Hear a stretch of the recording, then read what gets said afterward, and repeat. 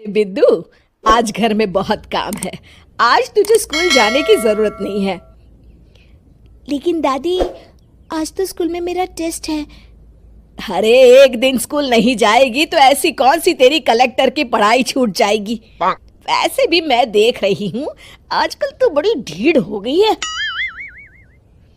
अपनी दादी की बातें सुनकर बिंदु नाराज हो जाती है। तभी उसकी माँ कहती है, अरे बिंदु, इतनी छोटी बात पे मुंह फुलाने की क्या जरूरत है। दादी बिल्कुल सही कह रही हैं। लड़कियों को तो घर के काम काज सीखना चाहिए। अरे बहू, रमेश के लाड़ प्यार ने इसे बिगाड़ रखा है। कम से कम तू तो मेरी बात समझती है। अच्छा, मेरी पूजा का समय हो गया है, मैं पूजा करने जा रही हूँ। इतना कहकर रमेश की माँ वहां से चली जाती है। इस तरह बिंदु की दादी और माँ दोनों अक्सर उसे घर के कामों में ही उलझा कर रखते थे। कुछ दिनों के बाद राजू और बिंदु के 10वीं के रिजल्ट्स आते हैं। दोनों बच्चे दादी को अपना अपना रिपोर्ट कार्ड दिखाते हैं। शाबाश मेरे लाल, तू तो बड़े अच्छे नंबरों से पास हुआ है। तभी बिंदु कहती है, दादी मैं भी अच्छे नंबरों से पास हुई हूँ।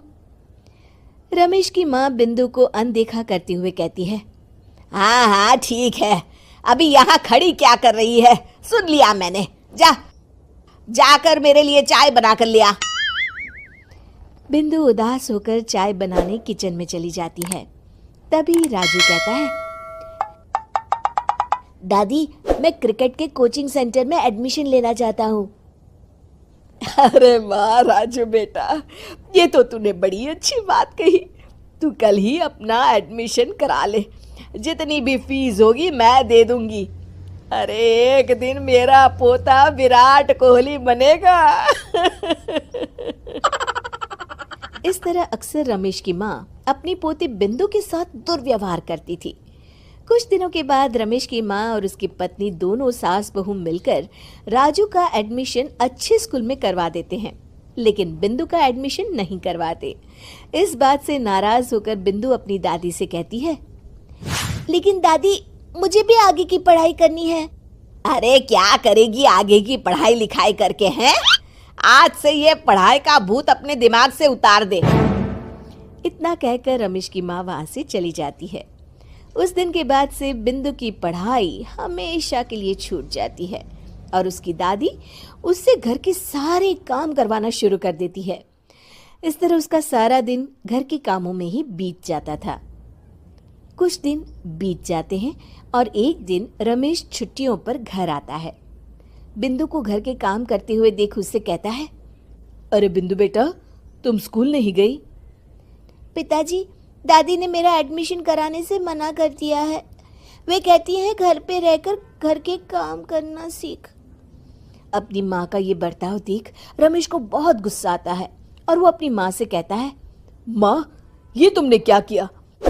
आगे की पढ़ाई के लिए स्कूल में बिंदु का एडमिशन क्यों नहीं करवाया?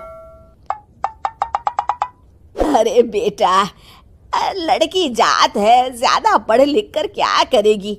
वैसे भी शादी के बाद तो इसे घर के ही काम करने हैं ना। तुम किस जमाने में जी रही हो माँ? अगर कल्पना चावला के घर वाले भी तुम्हारी सोच के होते तो क्या वो पूरी दुनिया में हिंदुस्तान का नाम रोशन कर पाती? इसका स्कूल छुड़वाकर तुम इसका भविष्य बर्बाद कर रही हो, लेकिन मेरे रहते ऐसा नहीं होगा। बिंदु बेटा, कल ही तुम्हारा एक अच्छे स्कूल में एडमिशन करा दूंगा। तुम जितना चाहे उतना पढ़ो। मेरे होते हुए तुम्हें किसी बात की चिंता करने की जरूरत नहीं है।